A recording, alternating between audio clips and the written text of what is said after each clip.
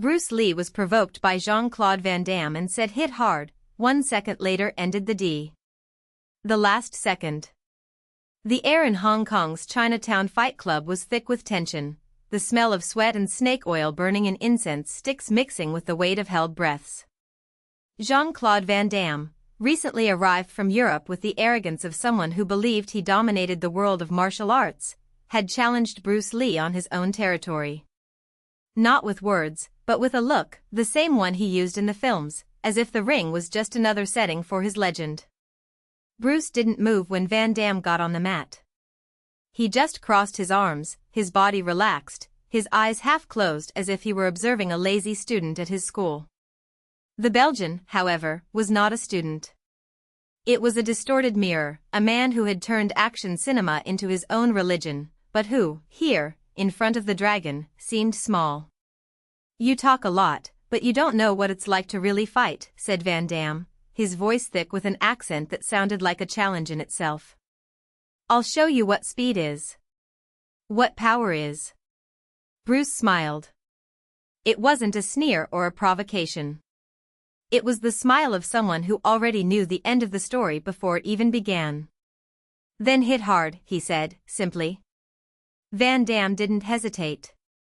His body spun in a perfect spinning kick, his right leg cutting through the air like a blade. It was a move he had repeated thousands of times, choreographed for cameras, rehearsed to exhaustion. But there, in that second, there were no cameras. There were no cuts. There was no second chance. Bruce didn't move. Just as Van Damme's foot was supposed to hit his face, he disappeared. Not like in movies, where the camera cuts to a dramatic close-up, no. He just wasn't there anymore. The Belgian felt the void where the target should have been, and before he could react, something hit him. It wasn't a punch. It wasn't a kick. It was an impact. Something that crossed his chest like lightning, stealing his air, his balance, his sense of where the ground was. He flew, not like in the movies, where the hero is thrown elegantly, but like a rag doll, his arms and legs flailing in the air before crashing against the wooden wall of the ring. The crash echoed through the hall, followed by a silence so thick it seemed as if time itself had stopped. Van Damme tried to get up. His hands were shaking, his fingers digging into the mat as if trying to cling to reality. But his body didn't respond. Something inside him was broken, not the bones, not the muscles, but something deeper, something he hadn't even known existed until that moment. Bruce approached, his steps light, almost silent. He leaned over the Belgian, who was now breathing heavily, his eyes wide, full of belated understanding. "You hit hard," said Bruce, his voice calm, almost compassionate. "But it didn't work out." Van Damme tried to speak, but all he could do was cough, a trickle of blood running from the corner of his mouth. What was that?" he managed to stammer. Bruce straightened up. He looked around at the astonished faces of the spectators, students, fighters, onlookers who had witnessed something they could never explain. Then he turned his eyes to Van Damme, who was now trembling, not with fear, but with forced humility. "That," said Bruce, "is what happens when you mistake movement for power. When you think speed is enough." He paused, as if choosing the right words. "You're fast. Strong. But you don't feel the fight. And without feeling it, you'll never understand." Van Damme closed his eyes. When he opened them again, Bruce was no longer there. Only the echo of his words remained, floating in the air like a lesson set in stone. Epilogue, the legacy of the only second. Years later, Jean-Claude Van Damme still dreamed of that moment.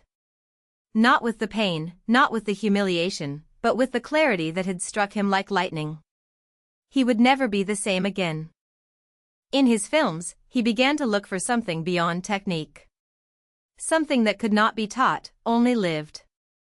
His movements became more fluid, less mechanical. He stopped trying to imitate Bruce Lee and began to understand what the dragon had tried to show him.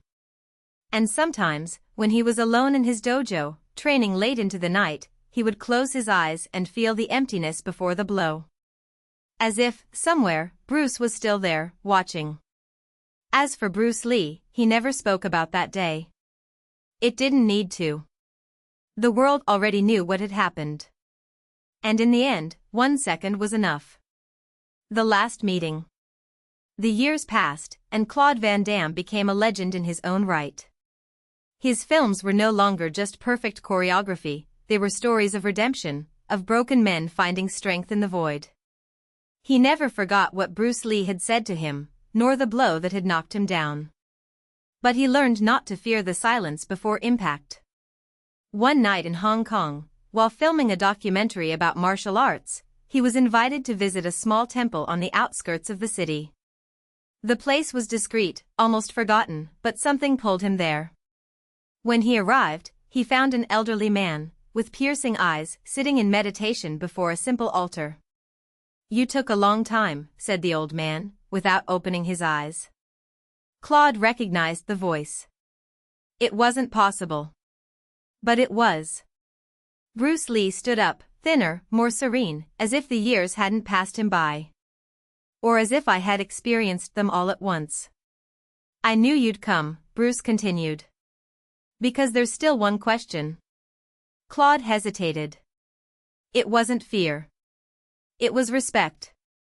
And something deeper, something he had never known how to name.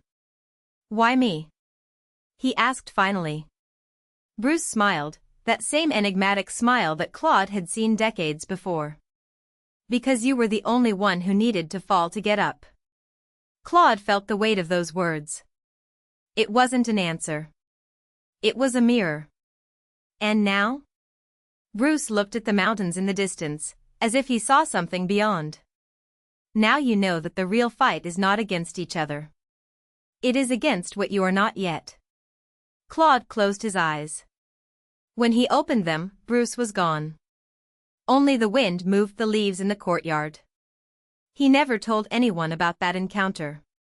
Not because it was a lie, but because some truths only belong to those who live them. End.